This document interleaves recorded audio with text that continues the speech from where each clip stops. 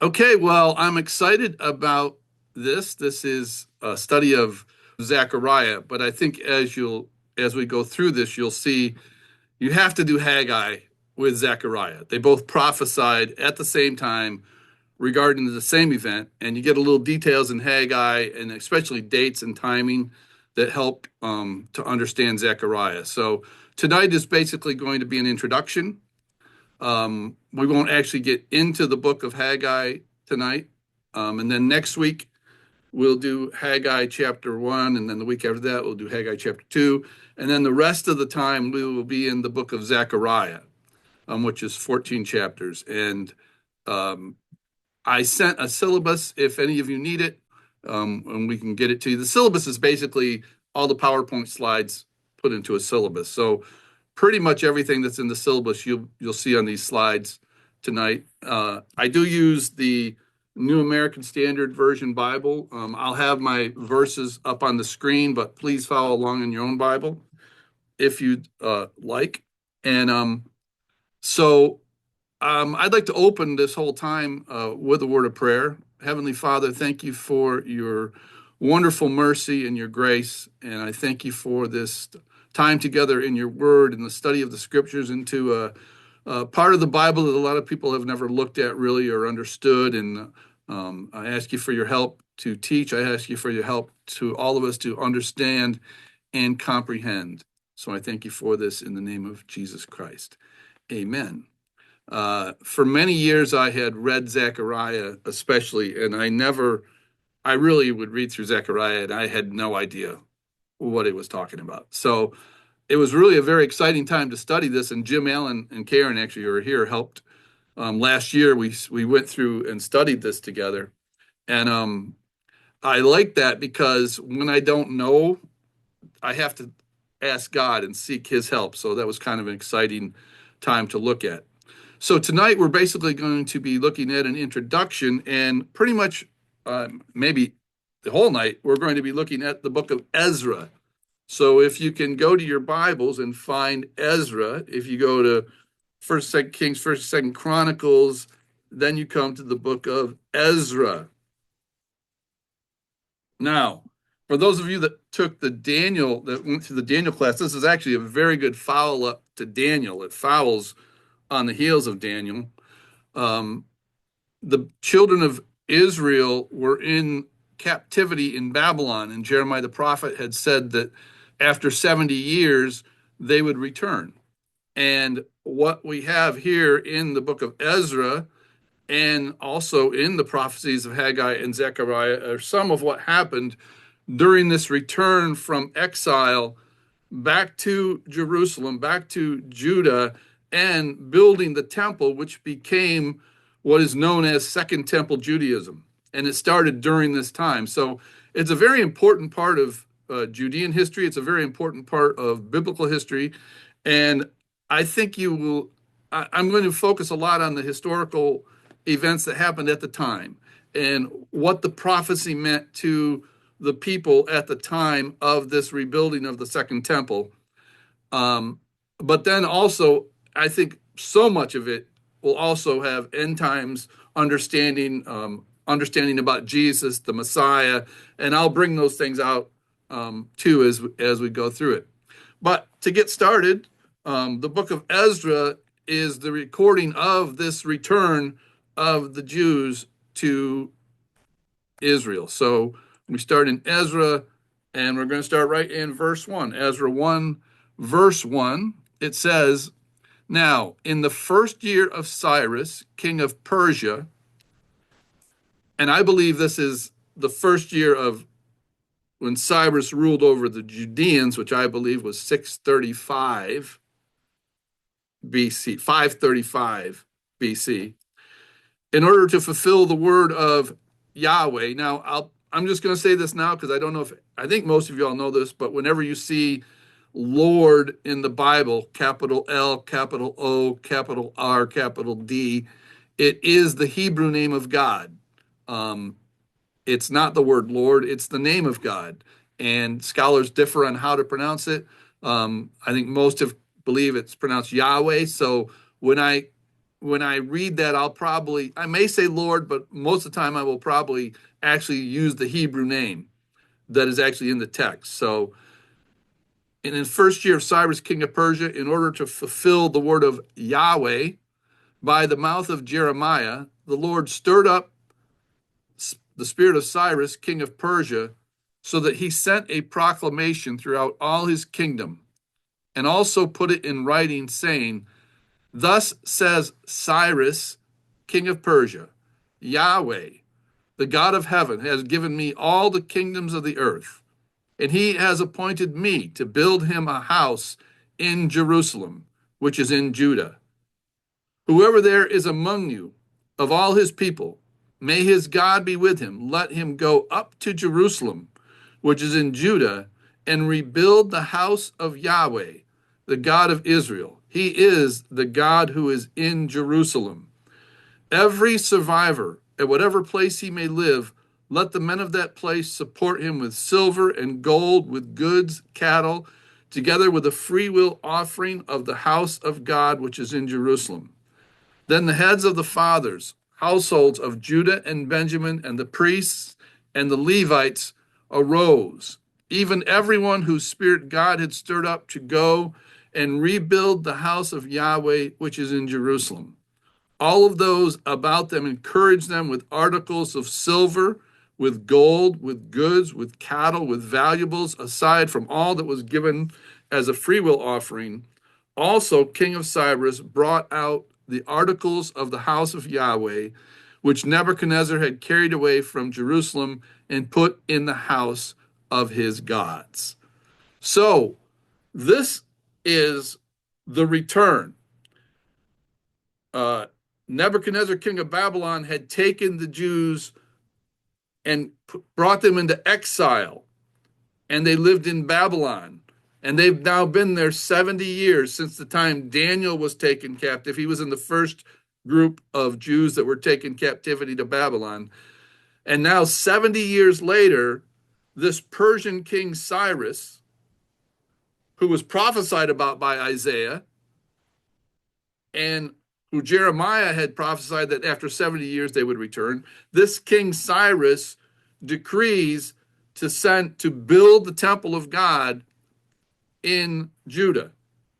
And so I don't know how much time between this time at the end of the 70 years when he made this decree, how long did it take them to gather all their things up? I mean, they've been there 70 years. People were born there. Some of these people were that so old that they had been in Judah, taken into captivity, and now they're really old, and over 70 years they're heading back. Most of these people were born in captivity. They've never been to Jerusalem. They've never been to the land of Israel. They've never been to Jerusalem. So this is quite a major undertaking. I don't know how long it took them to get everything together to head back, but this group of people head back. And also, there were a lot of people. Matter of fact, in Ezra, you can look at it in your Bible, in Ezra chapter 2, verses 64 and 65, it says that the whole assembly numbered 42,360, besides their male and female servants, who numbered 7,337. So that's 42,360 Judeans, and then their male and female servants, and never set almost 50,000 people. As I'm teaching, I may say there were 42,000. I may say there were 50,000, but what the Bible says is there were 42,360 plus 7,337 male and female servants. So that's a lot of people to travel that long distance from Babylon. They probably would have gone up the Euphrates River up to what we know as Syria, and then came down into the land of Israel. How long did it take them to travel? How long before they got started? That we don't know. So we don't know. We know it was 70 years that the decree was made to leave. I don't know how long it took for them to actually leave and how long it took before they actually arrived. So that's why it's hard to date that. But a lot of these other dates, with information we have from the reigns of the kings of Persia, we have pretty good time dates, maybe off a year or two, but you'll see these dates become very, very important. And I'll cover some of this tonight. So imagine this. These people they're leaving for the rest of their life, going back to the promised land, which many had never been to before. And some were there over 70 years ago. And now they come to the land. And starting in chapter 3, now after they'd gotten there, now when the 7th month came, the sons of Israel were in the cities. The people gathered together as one man to Jerusalem. Now, the 7th month, actually, if you study all these books of Ezra, Nehemiah, Zechariah, the 7th month is a big deal. That's a whole nother topic on itself. But in the 7th month, this is in the Hebrew calendar, it's really the high holy month. Tishri 1 is Rosh Hashanah. That's their new year. That's the month Tishri, the 7th month. Tishri 10 is Yom Kippur. That's the Day of Atonement. And then Tishri 14 is the Feast of Tabernacles. So all these very important holy days occur in the 7th month. And here in the 7th month, after they've traveled however long before they got started, they gather together in Jerusalem. Then Joshua, the son of Jozadak, and his brothers the priests, and Zerubbabel, the son of Shealtiel, and his brothers arose and built the altar of God of Israel to offer burnt offerings on it, as it is written in the law of Moses, the man of God. So I want to stop right here and talk about these two individuals because they are very important individuals in the prophecies that we're going to look at in Haggai and Zechariah. And that is these two men, Joshua, the son of Jozadak, and his brothers the priests. That's Joshua, and Zerubbabel, the son of Shealtiel, and his brothers. So you have Joshua and Zerubbabel. Now, when I teach, I may use the Hebrew name for Joshua, which is Yeshua. Now, that comes from the Hebrew Old Testament. In the New Testament, the name Yeshua is Jesus, which is Jesus. The name Jesus in the New Testament is the name Yeshua in the Old Testament. I think that becomes very significant when we look at a type of what's going on here and the future Messiah, who we know his name is Yeshua, is Jesus. So when I'm teaching, I may say Joshua, I may say Jeshua, I may say Yeshua. It's this same man, and he is the high priest. So there's this man, he represents the high priest, the religious leaders of the crew that comes back. He's the leader of the priest line, the Levites and the priests. And then you have this other man, Zerubbabel. Now, Zerubbabel is of the seed of David. He is of the king's line, of David's great grandchildren down the line. Jehoiachin or Jeconiah was brought into captivity into Babylon. Zerubbabel is a direct descendant of Jeconiah. So he represents the Davidic line, or the line of the king, and he is the governor. So these are the two men. You have Joshua and Zerubbabel. These two men are very important individuals as we go into the prophecies of Haggai and Zechariah, and they come up several times, these names of these two. But here, I also should point out, so Joshua is the high priest, Zerubbabel is the ruler of the Davidic line, lineage. And just for your information, in Matthew chapter 1, it gives the genealogy of Jesus through his mother Mary. And in Matthew 1:12, after the deportation of Babylon, Jeconiah became the father of Shealtiel, and Shealtiel became the father of Zerubbabel. So he is in the Christ line, Zerubbabel. So he represents the Davidic king. Joshua represents the priest and the king. It's very important to know that, who these two are, but these are the two leaders who are running things in this return as they come back. So let's read what they did here. Now, In the 7th month, they come together. Then Joshua, the son of Jozadak, and his brothers, the priests, and Zerubbabel, the son of Shealtiel, and his brothers arose and built the altar of God of Israel to offer burnt offerings on it, as it is written in the law of Moses, the man of God. So they set up the altar on its foundation, for they were terrified because of the peoples of the lands. And they offered burnt offerings on it to the Lord, burnt offerings morning and evening. And they celebrated the Feast of Booths. That would have been on the 14th of the 7th month, as it is written, and they offered the fixed number of burnt offerings daily according to the ordinance as each day required. And afterward, there was a continual burnt offering also for the new moons and for all the fixed festivals of the Lord that were consecrated, and from everyone who offered a freewill offering to Yahweh. From the first day of the 7th month, they began to offer burnt offerings. So that would have been on Rosh Hashanah, to the Lord, to Yahweh, but the foundation of the temple had not been laid. Then they gave money to the masons and the carpenters, and food and drink and oil to the Sidonians and to the Tyrians, to bring cedar wood from Lebanon to the sea at Joppa, according to the permission they had from Cyrus, king of Persia.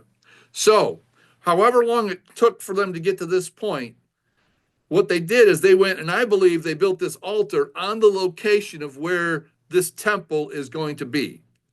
They built an altar and they began offering sacrifice again. Now you have to understand, they had not had this for over 70 years.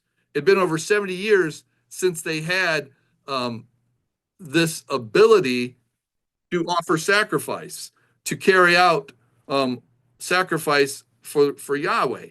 And so here they build an altar and they begin offering sacrifice. So this was the start. Let's go on. Verse 8. Now, in the 2nd year, so now another year has passed after coming to the house of God at Jerusalem. In the 2nd month, again, Zerubbabel, the governor of the Davidic line, the son of Shealtiel, and Yeshua, the son of Jozadak, the high priest, and the rest of their brothers, the priests and the Levites, and all who came from the captivity to Jerusalem, began the work and appointed Levites from 20 years and older to oversee the work of the house of Yahweh.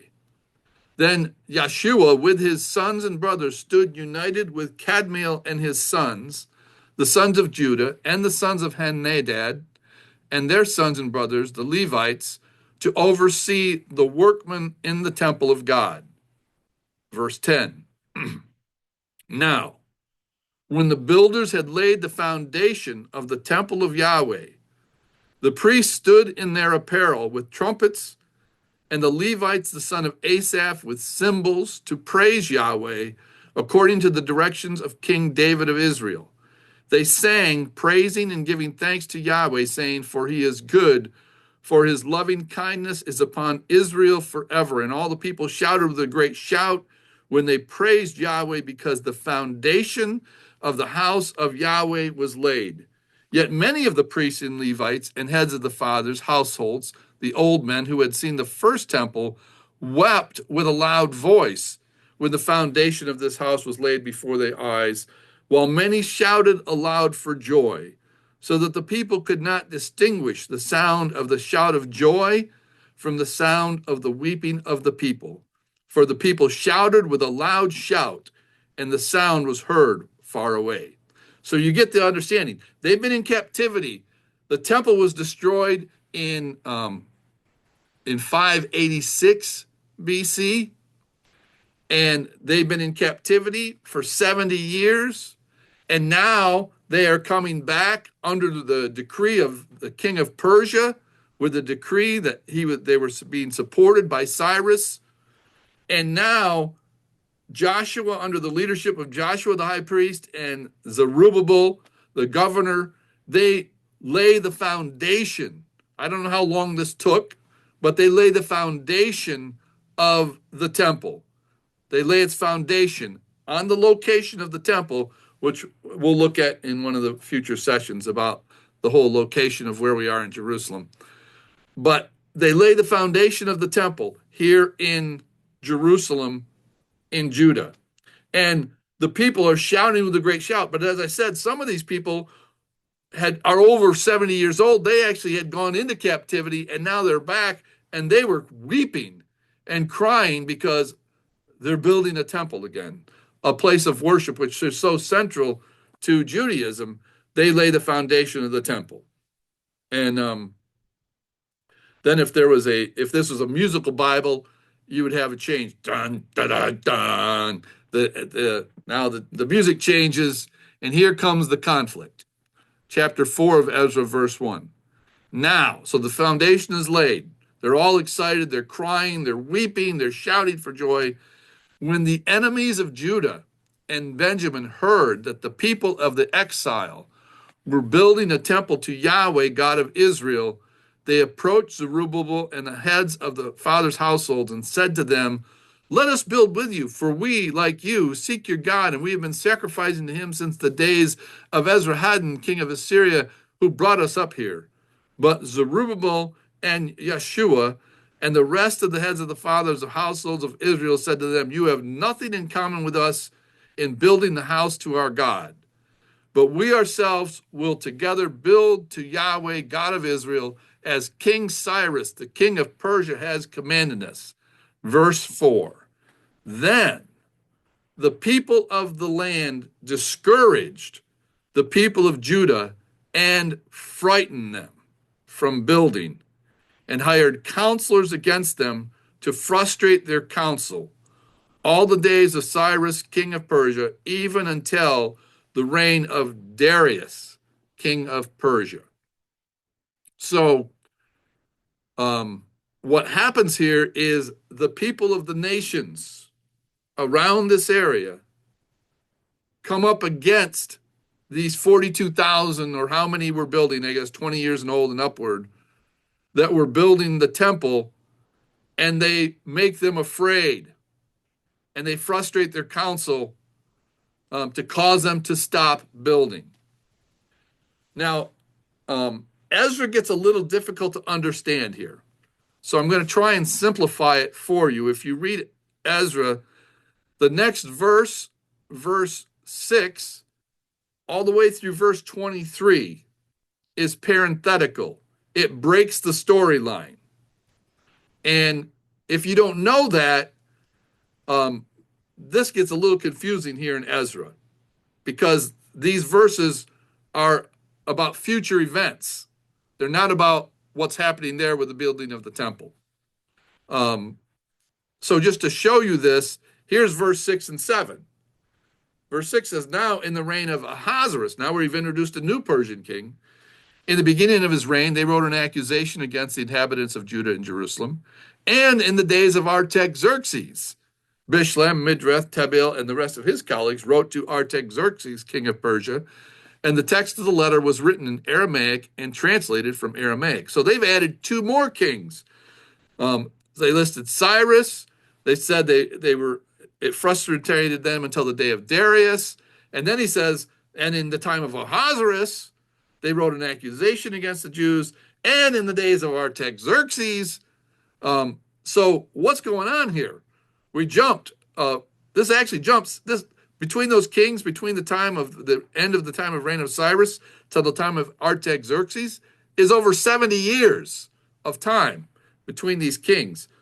This is a Persian rulers. This is in your syllabus, and I really think that this, where they're building this foundation of the temple, is right at the end of the reign of Cyrus, like 529, maybe 530 BC. And then Cambyses is another Persian king who ruled after Cyrus, before Darius, and he ruled from 8 to 10 years. And then you have King Darius. And then the next king is Xerxes. Xerxes, in studying this, and especially the book of Esther, Xerxes is the king Ahasuerus. Ahasuerus is this famous king Xerxes. And he reigned for 20 years. And then you have the king Artaxerxes. Now, Ezra, you have to understand, Ezra, when we're reading this book, Ezra's writing as a historian. He wasn't around at this time when he wasn't part of these 42,000 people that came back. Ezra doesn't come on the scene until the 7th year of Artaxerxes. And then Nehemiah, you've heard about the book of Nehemiah, he comes in the 20th year of Artaxerxes. So when Ezra is writing here in Ezra chapter 5, he is writing historically what happened over the last 70 years. All right. So basically, in this insertion, I wrote this up. This time from Cyrus to Artaxerxes covers over 70 years. Ezra is not sent to Jerusalem until the 7th year of King Artaxerxes. He is writing as a historian, recording events that had happened over 70 years prior to his arrival. In this parenthetical section of Ezra, he is simply recording the different times over the past 70 years when the people of the land, these nations, rose up against Judah to frustrate the people of God. One was this time, during the time of Zerubbabel and Joshua, when they are rebuilding the temple. Then again, during the reign of Ahasuerus or Xerxes, they wrote an accusation against the inhabitants of Judah and Jerusalem. And I believe that this is probably the decree sent out from Haman that's written in the book of Esther. That actually fits in there under this reign of Ahasuerus, Xerxes. That's probably that decree. Then a third time, the nations rise up against the building of the wall of Jerusalem during the time of Ezra and Nehemiah when King Artaxerxes ruled. So that's what this parentheses is covering. I don't want to get too complicated with that, but what I'd like to do now is just read through this and skip over that parentheses and just maintain the context. So they build the temple, they build the foundation of the temple, right? The people of the land are excited. They're following along, and the people of the land said, "Let us build with you." You say, "You're not with us." Then verse 4, then the people of the land discouraged the people of Judah and frightened them from building and hired counselors against them to frustrate their counsel the days of Cyrus, king of Persia, even until the reign of Darius, king of Persia. Verse 24. Then the work of the house of God in Jerusalem ceased. There was a stop order, no building. And it was stopped until the 2nd year of the reign of Darius, king of Persia. So what you have here is this is during the time of the reign of Cambyses, who's not mentioned in the Bible. During that time, that's about a 10-year period where the foundation of the temple was at the location in Jerusalem, but it just sat desolate. Have you ever seen that where there's a building project and they start the building project and either the company runs out of money or there's the government puts some stop order because of something that happened, so they can't complete so this building that's just started never gets finished. Well, that's what you have here. They build the foundation. These nations, which we'll look at, we're going to spend some very interesting time looking at these foreign nations and who these nations were. And it's pretty interesting, especially in light of the current day situation in Israel with the countries that are coming up against Israel even today. So it's a real interesting parallel. I think you'll get excited when we look at that. But anyways, these nations frustrate them and they stop and they're afraid and they stop building. All right? That brings us now to Haggai and Zechariah the prophet. Chapter 5, verse 1. When the prophets, Haggai the prophet, and Zechariah the son of Iddo, prophesied to the Jews who were in Jerusalem. So there's our prophets. The prophets Haggai and the prophet Zechariah, the son of Edu, prophesied to the Jews who were in Judah and Jerusalem in the name of the God of Israel who was over them. Then Zerubbabel, the son of Shealtiel, and Joshua, the son of Josedek, arose and began to rebuild the house of God, which is in Jerusalem, and the prophets of God were with them, supporting them. So what happened? God had sent it by the prophet Jeremiah, by the words of Isaiah, through King Cyrus, directed the people of God to go back and build a temple. They get there, they lay the foundation, but then the enemies come up against them, and they are afraid, and they're frightened, and they stop working. 10 years pass, and then God speaks through his prophets, Haggai and Zechariah. And boy, what I'm looking forward to when we look to see what these prophets wrote. But this is the context that these two prophets are speaking about. They are speaking to the people at that time to encourage them to build again. It's time to build the house of God. It's time to build the temple. And that's what these prophets are prophesying. And verse 3, at that time, Tatnai, the governor of the province beyond the river, and Shethar-Boznai and their colleagues came to them and spoke to them, and thus, who issued you a decree to rebuild this temple and to finish the structure? So here the enemies come up against. Then we told them, according to what was names of the men of whom were reconstructing this building, but the eye of their God was on the elders of Jews, and they did not stop them until a report could come to Darius, and then a written reply be returned concerning it. So this time when the enemies came up, they didn't get afraid because God spoke to the prophets. The Jews under Zerubbabel and Joshua just continued to build. And so then they go to King Darius, who's now the king after Cambyses, and verse 6, this is the copy of the letter that Tatnai, the governor of the province beyond the river, and Shethar-Boznai of his colleagues, the officials who were beyond the river, sent to Darius the king. And they sent a report to him, which is written thus: to Darius the king, all peace. Let it be known to the king that we have gone to the province of Judah, to the house of the great God, which is being built with huge stones, and beams are being laid in walls, and this work is going on with great care and succeeding in their hands. Then we asked those elders and said to them, who issued you the decree to rebuild this temple? We also asked them the names to inform you that we might write down the names of the men who were at their head. Thus they answered us, saying, we are the servants of the God of heaven and earth, and are rebuilding the temple that was built many years ago, with a great king of Israel built and finished.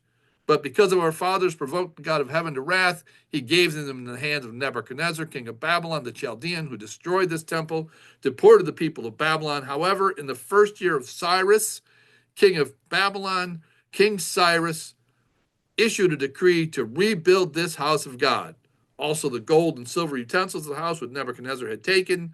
And you go down to verse 16, verse 17. Now, these are the enemies writing to Darius. Now, if it pleases the king, let a search be conducted in the king's treasure house, which is in Babylon, if there be a decree which was issued by Cyrus to rebuild the house of God at Jerusalem, and let the king send to his decision upon this matter. So this time the rulers, they write a letter to now the Darius, who is the Persian king, and say, did Cyrus say they could do this, right? And then verse 6, Darius issued a decree. A search was made in the archives where the treasures were stored in Babylon, in Ecbatana. Now, for those of you that took Daniel class, we talked a little bit about this. Ecbatana, Susa was the capital of the Persian Empire. Ecbatana was the capital of the Medes, the Median Empire. The Medes and the Persians were a coalition that came up against Babylon. Anyway, that's Ecbatana. And Ecbatana, a scroll was found and was written, verse 3, in the first year of Cyrus, the king issued a decree concerning the built of house at Jerusalem, blah, blah, blah. It goes through all this. Verse 6, now therefore, this is Darius' decree, Tatnai, the governor of the province beyond the river, Shethar-Boznai and your colleagues, the officials of the provinces beyond the river, keep away from there. Stay away from them. Verse 7, leave this work on the house of God alone. Let the governor of the Jews and the elders of the Jews rebuild the house of God on its site. Moreover, I issue a decree concerning what you are to do for these elders of Judah in rebuilding the house of God. The full cost is to be paid for these people from the royal treasury out of the taxes of the province beyond the river, and that without delay. Whatever is needed, both young bulls, rams, lambs, burnt offerings to the God of heaven, and wheat, salt, oil, anointing oil, as the priests in Jerusalem request, it is to be given them daily without fail. So now, once again, they have a decree from the Persian emperor, Darius. Cyrus had issued a decree. Under Cambyses, the building stopped. Now they start building again, and now Darius supports the building of the temple again. And I just love verse 11. I don't know why these kings, Nebuchadnezzar would do this too. If you don't follow what I said, it says in verse 11, any man who violates this edict, a timber shall be drawn from his house and shall be impaled on it. And his house shall be made a refuge heap on account of this. I don't know why they did that. Nebuchadnezzar did the same thing. You know, we'll make their house into a dunghill if they don't obey. Anyways, that's what these kings would do. So what happened here? The enemies stopped them from building. A new king is in town, Cambyses. They stop building for 10 years. Haggai and Zechariah prophesy, they start building again. The enemies now come up against them again, and they say, we're not going to stop building. The God of heaven directed us to do this under the decree of your Persian king Cyrus. So then they go to the new king Darius and say, what are we going to do with these guys? He said, well, let's look. They find this letter in Ecbatana that says Cyrus did issue this decree. Then Darius says, then so let it be. Let them alone. They're going to build it, and you give them what they need. And if you don't support them, you're going to get impaled on a piece of your, I don't know, of your house. Anyways, so then it says in verse 14, and this is really the verse I wanted to get to. And the elders of the Jews were successful in building through the prophesying of Haggai the prophet and Zechariah the son of Iddo, and they finished building according to the command of God of Israel and the decree of Cyrus, Darius, and Artaxerxes, king of Persia. The temple was completed on the third day of the month Adar.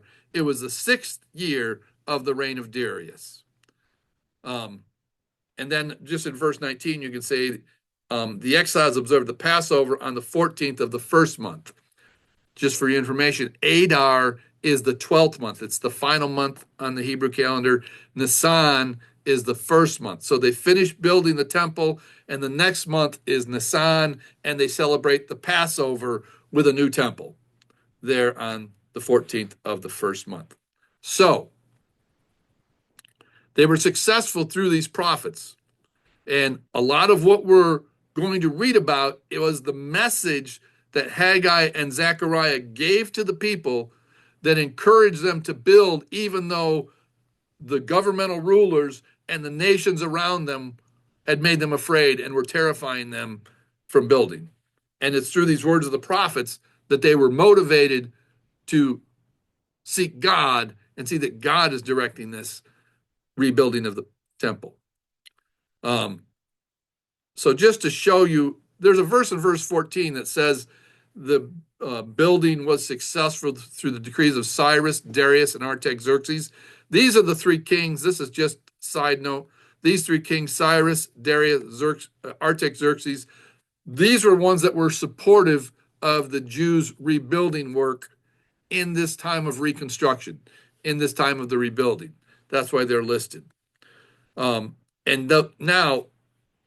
are called the books of the return, the books of restoration in the Bible, are the Old Testament books of Ezra, Nehemiah, Esther, Haggai, Zechariah, and Malachi.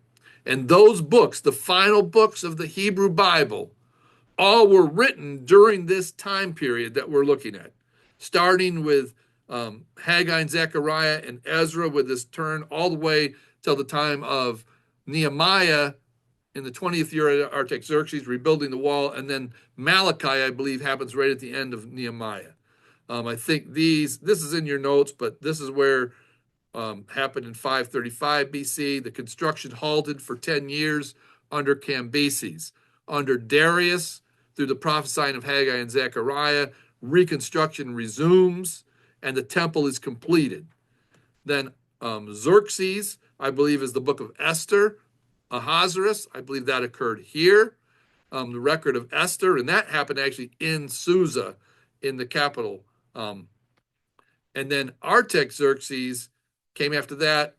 Ezra arrives in the 7th year. Nehemiah arrives in the 20th year. And right at the end of Nehemiah, I believe, is when the book of Malachi is written, sometime in the probably before 425 BC. And that's the end of the Old Testament. All these other events happened. Over 400 years of history goes by then after this, before you get to the New Testament. So this is an important time in the history of God's people, in the history of Judaism. This, what we're looking at now, was the beginning of what is known as Second Temple Judaism. These are the dates that are important for this study. Cyrus sent the Jews back around 535 BC. Construction halted for about 10 years during the reign of Cambyses after the foundations laid. And then construction resumes when Haggai and Zechariah begin to prophesy. And I believe the temple was completed in 516 BC, that it is completed. So I want to give you dates. These are in your syllabus. But these right here, verses, are the key verse. I'm just going to show you the dates. These give you key dates to date all this. Because if we have a date, we can put it on a calendar. We can see when Haggai prophesied, what was going on, when Zechariah prophesied, what was going on. In the 2nd year of Darius, Haggai chapter 1, which we'll look at next week, starts out the 2nd year of King Darius on the 1st day of the 6th month. Haggai 1:15 was the 24th day of the 6th month in the 2nd year of Darius. And I believe that is when they actually began rebuilding the temple, on the 24th day of the 6th month. Zechariah 2 happens on the 21st day of the 7th month. Haggai 2. Then Zechariah begins to prophesy in Zechariah chapter 1, verse 1, in the 8th month, in the 2nd year of Darius. So here's what's happening is, what we read in Ezra, that Haggai and Zechariah prophesied, well, what the books of Haggai and Zechariah are what they prophesied. So that's what we'll be looking at. Haggai chapter 2, verse 10 occurred on the 24th day of the 9th month in the 2nd year of Darius. Haggai 2:20 was also on the 24th day of the 9th month. Zechariah chapter 1, verse 7 is the 24th day of the 11th month in the 2nd year of Darius. And that is, we're going to spend a lot of time, because on that day, Zechariah had 8 visions. And half of the book of Zechariah is what he prophesied on this day. So we're going to spend a lot of time looking at what happened on that day in history through the prophecy of Zechariah.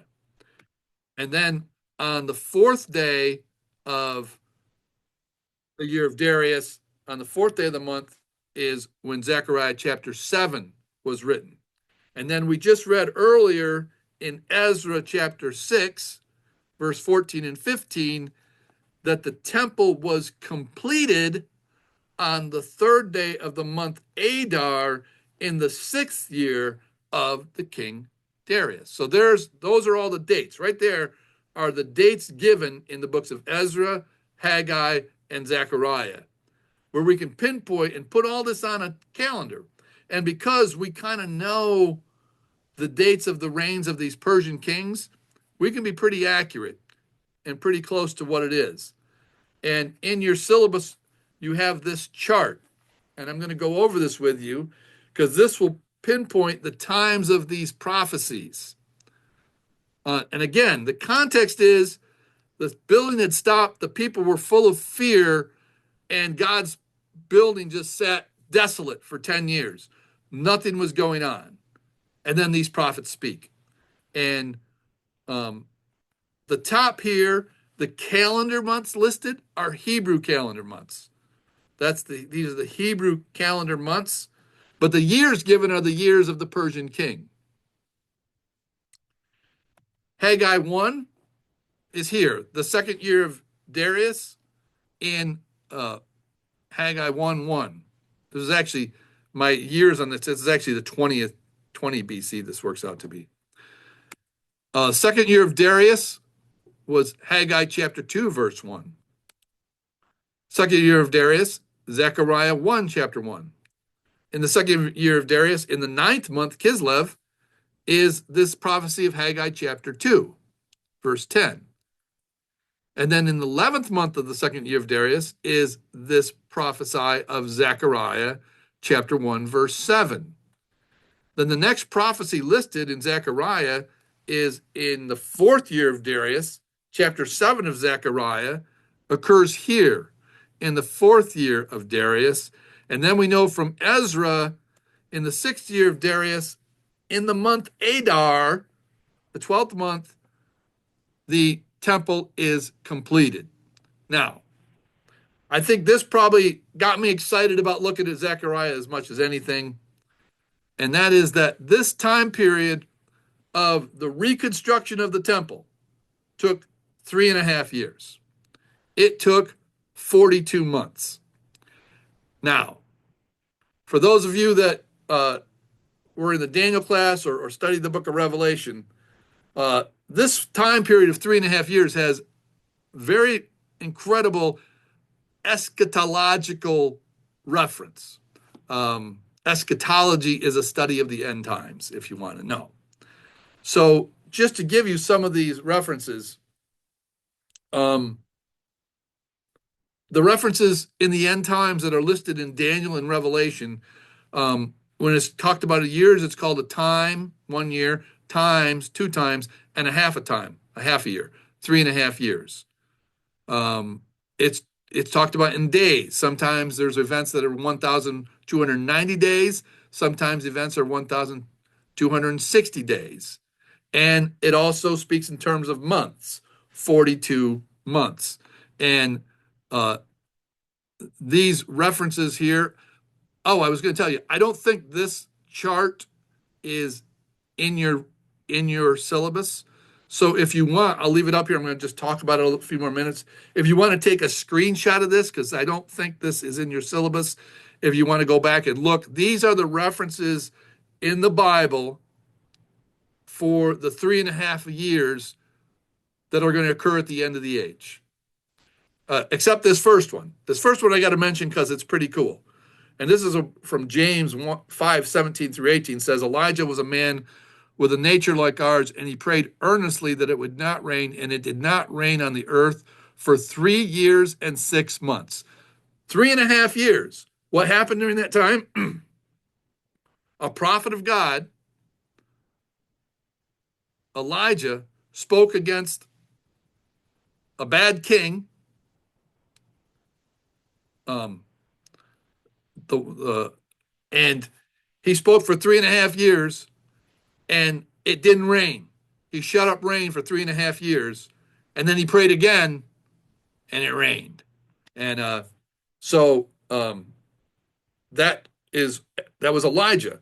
I think Elijah in that time period is a type for a future 3.5 years. In Daniel chapter 7, talking about this little horn, he's going to rule for a time, a times, and a half a time. That's 3.5 years. In 12:7, he says, how long is it going to be till the end? And he says it's going to be for a time, a times, and a half a time, 3.5 years. In Daniel chapter 12, verse 11, the angel tells Daniel, from the time the abomination of desolation is set up until the end, there will be 1,290 days. In Revelation chapter 11, verse 2, it says there's going to be this, the temple and the court is going to be given to the nations for 42 months. in Revelation chapter 11, 3 and 6a, the two witnesses are going to prophesy for 1,260 days, 3.5 years. And these are going to have the power to shut up the sky so that rain will not fall during the days of the prophesying. Very similar to Elijah, who prophesied back in the book of Kings. And interesting, those two prophets are actually called the two olive trees, which we're going to look at in one of the visions of Zechariah. So all this is interesting. We'll get more details of it. This is to give you an idea of why I find the 3.5 years of this rebuilding very significant. Revelation chapter 6, 12:6, it says a woman's going to go for 1,260 days. And then Revelation 12:14, she's nourished for a time, times, and a half a time. And I didn't do the Revelation 13 record that the beast, you've heard about the beast, is going to rule for 42 months. So those are references in the study of the end times about a 3.5 year period. That is why I find this amazing. And I have found that history repeats itself. What God said in the past, what happened in the past is often a type for what is going to happen in the future. Just an example, a simple reference that you've probably heard of.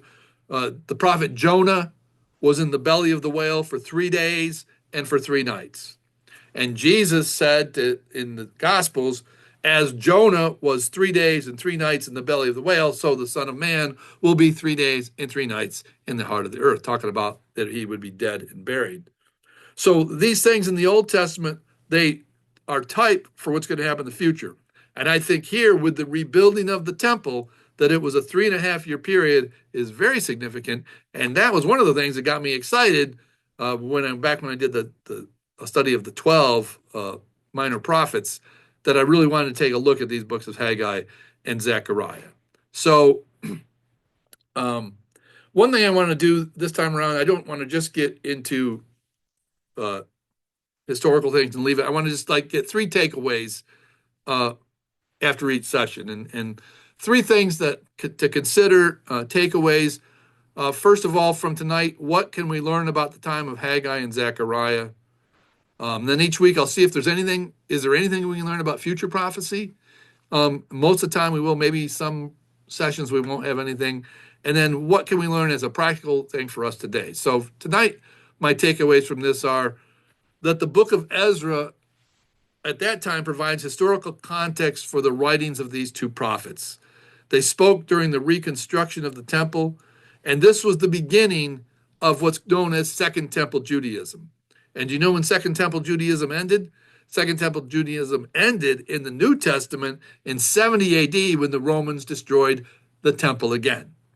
And all that time from 516 BC to 70 AD is this Second Temple Judaism. And it started here.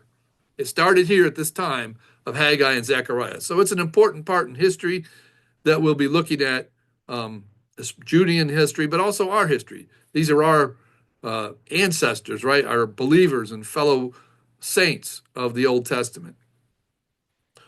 About future prophecy, again, to me, the big thing to take away is that this second temple, the construction took 42 months.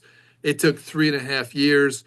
Could this be a type for what's going to happen in the future? I think it very much can be significant. I don't know how much parallel you can get to it, but I think it's an important thing for us to consider. And then for me, the takeaway of practically tonight, what I look at is that God is at work in the world. And at this time in history, God was doing his work. You know, he was with the work of Haggai and Zechariah, the prophets. He motivated them, his spirit came upon them, and they prophesied. He was working in the lives of Joshua, the high priest, and Zerubbabel, the governor. He was at work in their lives to heed the word of God and to encourage the people to build during time of fear and during time when the nations were against them. God was at work within them. And then also God was in work with world leaders.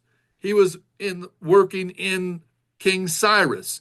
He was working in King Darius. He was working in King Artaxerxes. You see, this whole thing that we're looking at, this was God's plan. This wasn't something Zerubbabel and Joshua made up. This wasn't something King Cyrus made up. This wasn't something Haggai and Zechariah just decided they would speak off the cuff. This was God's doing. God was at work in the world at this time in history to build his temple again. So God wanted this done, and it was going to get done. And it did get done. And it happened during this time of the prophesying of Haggai and Zechariah. So I know that's a lot. Every week is going to be a lot. I can tell you right now, this is a study night. That's why I gave you all the notes in the syllabus so you can look at it. But that is what I wanted to look at tonight.